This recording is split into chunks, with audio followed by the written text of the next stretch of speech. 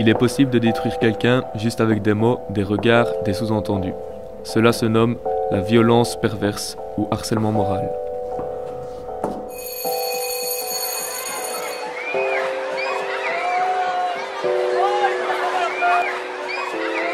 Il volait ma nourriture en disant que j'avais déjà assez mangé.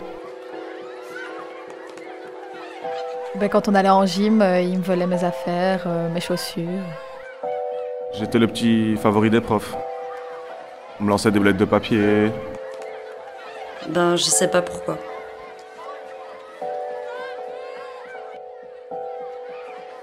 Il commençait à me pousser dans la cour. J'étais nouvelle, j'avais des lunettes. C'est à cause de ma pilosité. C'est sûrement pour ma corpulence. J'étais grosse, j'étais trop petit. Voilà, pour moi c'est comme ça que ça a commencé.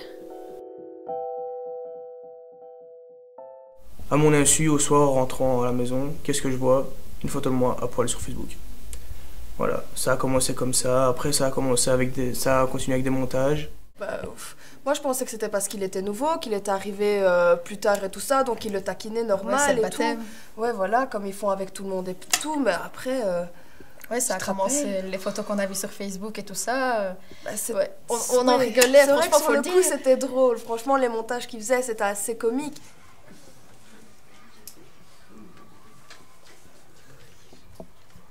Ça a commencé quand j'étais dans mon ancienne école.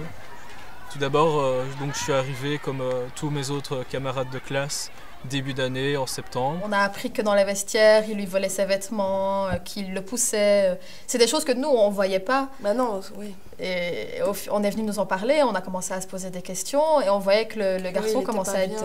il quittait la classe comme ça en pétant les plombs et tout, il en avait vraiment marre, le pauvre. Ouais, c'est clair. C'était quand je voulais lire un livre, j'y pensais, je pouvais pas me concentrer. En classe aussi. Les insultes, c'était gros paumé. C'était souvent sur ma corpulence, mes problèmes de santé, une vraie période de souffrance. Dès qu'on a le dos tourné, il se passe des choses, on entend des bruits mais on ne sait pas trop bien ce qui se passe. Donc il faut que cet élève vienne m'en parler pour que je puisse éventuellement essayer de lui donner des conseils. Et le conseil en général que je donne, c'est qu'il faut en parler à quelqu'un, absolument. Pour moi, le gars, au moins, je me suis dit, je vais aller le trouver parce que je commençais vraiment à en avoir ras-le-bol. Le gars, voilà, il a été réceptif, il s'excusait. Donc après, je me suis dit que, aller en parler aux profs, c'est bien, aux adultes, c'est bien, mais aller parler directement à l'harceleur, c'est peut-être encore mieux. Essayer de lui faire comprendre, comme ça, il y a un lien direct.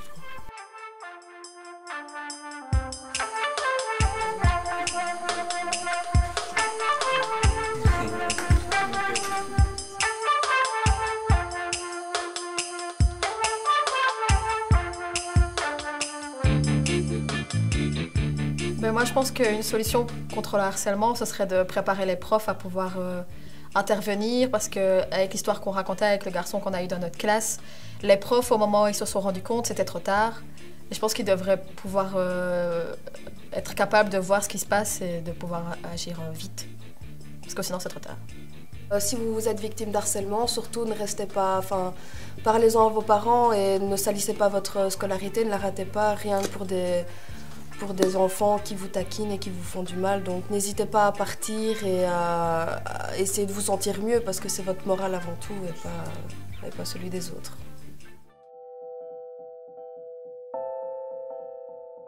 Communiquer, Se confier, agir, Sensibiliser, apporter du soutien, dénoncer.